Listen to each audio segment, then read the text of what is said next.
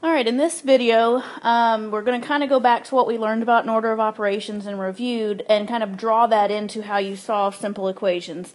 And again, this sounds like a topic you've probably already heard of, but I just want to make sure before we get too far into the year that you aren't making silly mistakes that are going to cost you later on. So, go back and think about order of operations, PEMDAS. In order to simplify an expression, and remember, expressions are different from equations because they don't have an equal sign.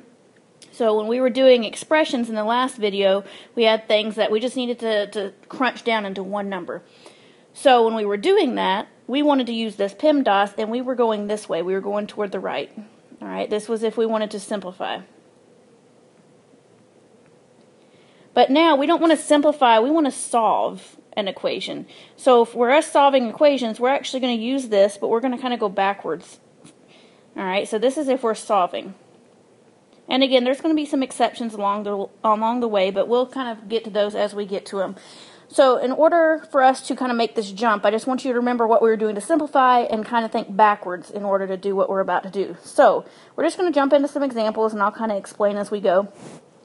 But before we do, we got to know what inverse operations are, because in the whole process of solving, you're trying to undo what's being done to the variable, and the variable is just a placeholder for something unknown. So most of the time we're going to be using x's, y's, those are common in math, and so any letter you see in a problem, that's usually what you want to isolate, and in order to isolate it, you have to do the inverse of what's being done. So if I tell you that something's being added to x, hopefully you know the inverse of addition is subtraction. Likewise, if something's being multiplied to a variable like x, hopefully you know the opposite of multiplication is division. They undo each other. And if we can go backwards too, so opposite of subtraction is addition, the opposite of division is multiplication. Now, two that you may be familiar with but not totally sure what the inverses are. If we want to undo a square root, that's this little radical symbol here. If we want to undo him, we can do that by squaring. So something squared. So we're going to raise it to the second power. Likewise, going backwards, if I have already squared something and I want to undo this square here, I can square root this side. So the opposite of squaring is square rooting. So those are just some basic inverses, and again, we'll add some more if we need to later on down the line. So for this problem here, x minus 3 equals 4, basic one-step problem. What's being done to our variable is what we need to consider. So I'm going to box our variable, and this is a good strategy for you to use as you work through in order to get the hang of what we're trying to do here. So always box the variable you're trying to get by itself. So the instructions here would say something like solve for x. So if I want to solve for x, I need to undo what's being done to it and move some stuff. So what's being done, hopefully, if you're looking, is this subtraction right here. I need to undo subtraction by 3. So the opposite, the inverse of subtraction we just talked about, was addition. So I need to add 3 in order to undo the subtract 3, because notice what happens now. Minus 3 plus 3 is 0. So now on this side of the equal sign we have x. But if I do this to this side, if I add 3 to this side, I'm unbalancing the equation unless I do the exact same thing to the other side. It's called balancing your equation out. So if I do one thing to one side, I've got to do it to the other. Doesn't matter what I do. So 4 plus 3 now on the other side is 7. Well, now I've got x by itself, so I've isolated the variable, which is what I wanted. X equals 7. That problem is solved. It's done. If I take it one step further and add in a little extra steps, we're still trying to isolate the variable. We're still trying to get x by itself. So I need to sit here and think about what's being done. Well, I see that 2 is being multiplied to x and then adding by 3, and we're setting all that equal to 7. So remember, think opposite of PEMDAS. We're going to go backwards. Alright, so in order to go backwards, we need to kind of start over here with a subtraction and see if there's any subtraction addition to do. Remember, they go together. And there's addition. So I need to undo that first and work my way backwards. So I need to minus the 3 because that's the opposite of addition. And remember, you got to do it to both sides. So the 3 and the 3 cancel here. That's the whole purpose. 3 minus 3 is 0. And we're going to bring down everything else. So 2x equals, and then 7 minus 3 on this side is 4. Now, we still have got to isolate x, and we haven't done that yet. So I need to get x by itself. Well, the next step over here in PEMDAS is multiplication division, which I have multiplication. So the opposite of multiplying is dividing. So I need to divide both sides by 2. Well, 2 divided by 2 is just 1, which is what I did it for. I wanted to get rid of that number. So now on this side, I just have 1x. And on this side, I have 4 divided by 2, which is 2. Well, at this point, x is by itself, so it's solved. So just one extra step from what we were just doing. All right, on to the next example. Add an extra step in here.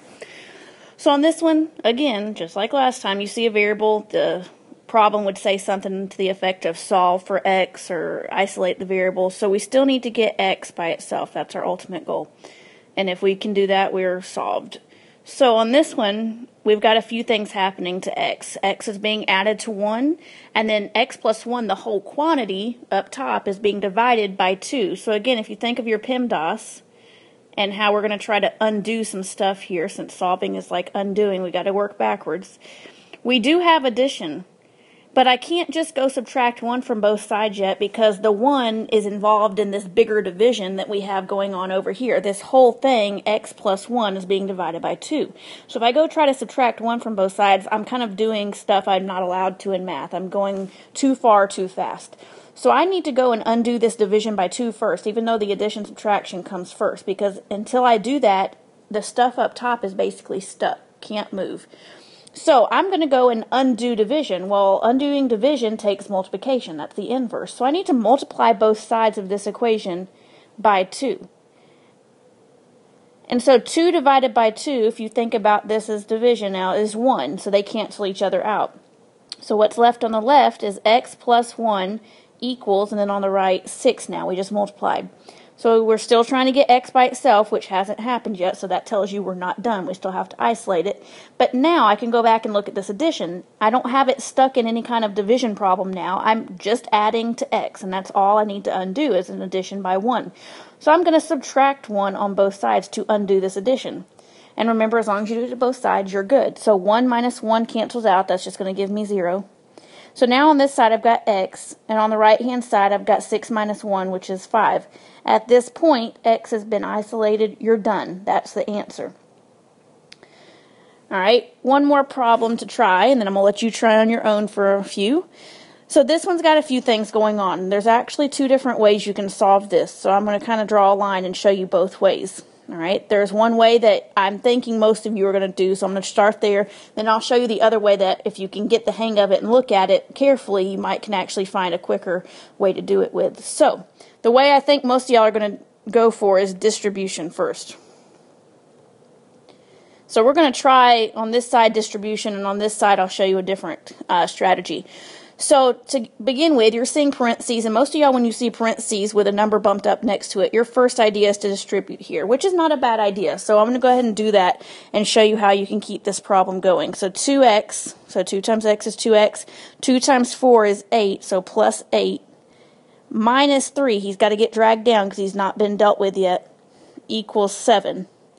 Now, I could have gone up here and added the 3 first to both sides and then did distribution. There's several ways to work this problem, so just because I'm not doing it the way you think it should be done does not mean you're wrong, so please don't feel that. If you want to go back and add 3 first, go for it. Alright, but if you did what I did first and you distributed, now we've got to go either simplify or start moving some stuff. So let's talk about simplifying on the left-hand side of the equal sign. I've got 2x, which has nothing else like it on this side, but I have 8 and a minus 3.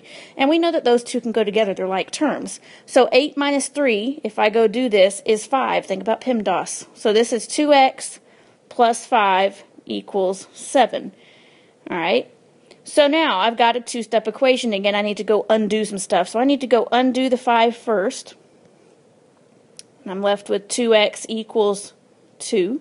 And now I need to undo the multiplication. So I need to divide both sides by 2. So x equals 1. X is by itself, so we're good. Now the other way you could have gone about this problem is by adding the 3 first, like I said, and then dividing instead of distributing. So I'm going to do that this way. So I'm going to start with addition, and then I'm going to divide instead of distributing. So nowhere in this side am I going to distribute. So if I do that, if I add 3 to both sides, I'm going to have 2x plus 4 equals 10. Because think about it, if I add 3 up here, that's going to give me 10. Now, I'm not going to distribute. I see that this is being multiplied by 2, this whole parentheses. So if I want to undo multiplication, I can divide. So I'm going to divide both sides by 2. And again, this is no more right or no more wrong than the left-hand side. They're both going to end up the same answer if you do it right. So those 2's cancel out. So now I've got x plus 4 equals 5. 10 divided by 2 is 5. And again, I got to isolate x. So I need to get rid of this 4, minus 4. And look where we end up. Again, x equals 1. So it's the same exact problem, same answer, just worked different ways. So in math, regardless of what you've been taught, there is not just one right way to work a problem. So just because I write it one way and your friend writes it another doesn't mean that your method is wrong. Try it out. If you get the same answer and we can prove it's not a fluke, then you're good and you can use your method all the time. All right, so now I want you to practice some. So here's your practice problems. I want you to hit pause on your screen right now, write them out somewhere on a scratch sheet of paper, and try them. And then when you're done practicing and you are ready to check the answers, press play again, and let's see if you got it. So pause the screen right now. Alright, so hopefully you got these answers. If not, feel free to come in and the first part of class tomorrow and ask me some questions or go back through this video and watch, because all these are worked the same exact way as some of the ones we've already gone through in the video. But here you go. For the answers. Number 1, you should have gotten, let's see here, 4. Number 2, you should have gotten 1.